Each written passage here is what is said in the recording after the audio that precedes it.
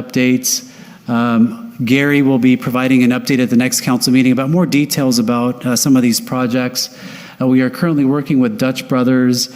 The applicant has an issue with a condition of approval regarding traffic analysis. The applicant is wishing to modify that condition of approval. I can't unilaterally make that adjustment. It will require going to the Planning Commission as well as the City Council.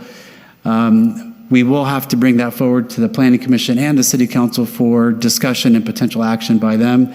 And one of the key things that we're trying to do here is promote clarity and promote transparency. The opportunity here is with new staff on board like Gary, really looking at conditions of approval, making sure that conditions of approval are written in a way where applicants, developers have clear expectations, and that we minimize the gray that exists in conditions of approval. I think at the end of the day, that's what we're all trying to do, because we do want to ensure that the development community is very clear with what the expectation is.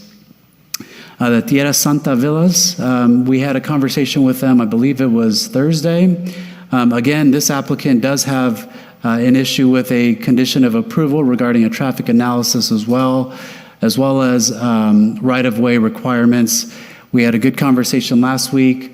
They are seeking information from the city engineer related to water. Again, some clarity and some information from the engineering team. And we did have a meeting last Thursday to work through these items and really be transparent again. Happy to see Diego here this evening. Had a conversation this morning to circle back on an 8 housing unit project. We think it's an incredible project. There are some existing utilities on site that make this project a little bit more unique than maybe other projects. There was information submitted back to the city back in January, so we're hoping to move that project forward and work with our development team in getting that project moving. Maverik Livingston Super Convenience Store, it's just under 6,000 square feet convenience store, 8 fueling dispensers, 4 truck fueling dispensers, and 46 parking stalls.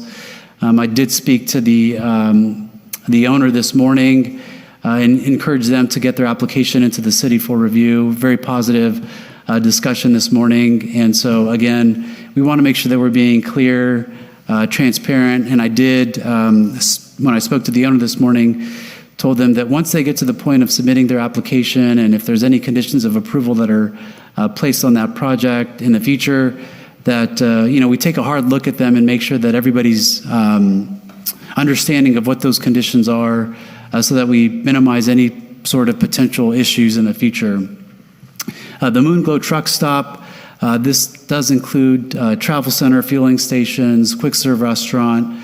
We did host a meeting on, I think that was Friday, with the development team. Gary headed up that discussion. Good conversation again.